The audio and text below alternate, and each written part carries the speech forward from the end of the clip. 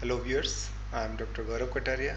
I am Associate Professor at Ethiopian Civil Service University, and today I would like to discuss about online teaching in higher education. I, we have been facing challenges for last couple of months due to this corona pandemic. The entire higher education system has gone down, but many universities have started teaching online classes.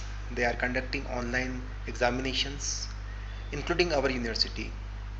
We have given instructions to use Zoom applications.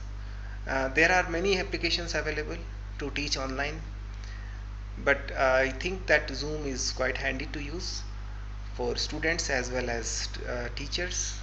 And if you follow my video, that you will be able to understand how it works. So I would like to give you brief introduction, a step-by-step guide to start using Zoom application. For that you need to go to zoom.us. This is online web portal. Through that you can download Zoom application on your device. Device may be your laptop or can be a mobile, or you can use desktop if you have camera in that. Just to download this application, and you have two options to participate in the online class. The first is you need a meeting ID. That meeting ID can be given by your teacher, or you can receive a invitation from your teacher. An invitation, uh, just you click on that invitation and you will be redirected to the meeting room, and the teacher has an option to allow you to enter into the class, and then after you can have discussions, you can have learning process. So for that you need to go to Zoom application. I would like to show you how it works. Let me take you to directly to the Zoom application. You need to click on Zoom app. When you click on it, this window will appear and there are four options available. The first option is for teachers to call meeting or online classes. Second option is for students to join that meeting. The third option is for future classes that can be scheduled. You can click on that and you have option to create a link to send your students. And the fourth option is to share documents that can be useful for both students and teachers, so that they can share their PowerPoint presentations or Word file or any other file to each other. So let me start this window. Here I am again. This is, we are communicating through Zoom application. In this Zoom application, you can see at the bottom there are several options available to mute, unmute, to stop and start video. This first option, that is available for host. Host, I mean to say that teacher who is hosting that meeting. When you click on that, you can see that you have entire control on the meeting. You can log that meeting. If anyone is latecomer, you don't want to allow that student to come into your class, you can log that meeting. After that he will not be able to enter. If you are enabling this waiting room, it means that for the time being you don't allow that student, he will be in the waiting room until you allow that person.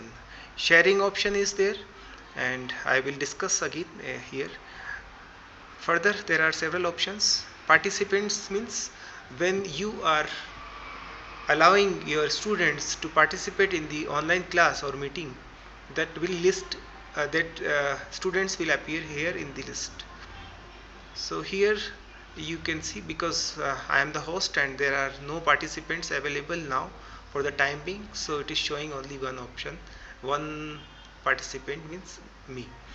Okay, so chat option is available for sending messages to everyone. Not only everyone, if there are 10 students who are attending this class, so you can send individual message to individual person. Further, share screen is used for sharing documents. So this is whiteboard, you can use it for teaching, for any explaining any concept. Desktop is there. When you click on that desktop, it means anything which is available on the desktop, whether it is PowerPoint or whether it is Word document or any other document, you can share that document through that. So I have clicked on that, and let me show you one document that is prepared by my student, that is Bahar. He is my student. Before some couple of days he presented this. So you can explain the concept by PowerPoint presentation. On the top you can see there are many options available. You can mark here, like if it is done you can click on that. If it is not relevant, you can click cross on that. You can make circle on that, something you want to emphasize. So that is how you can use these tools. Just stop sharing. You have come back to the main screen. Now this second option is record. If you want to record your meeting, the last option is to give reaction to your speaker. If you want to end, just click on that. Means you want to end the meeting for all, or you want to leave from the meeting. So that is how you can use this Zoom application.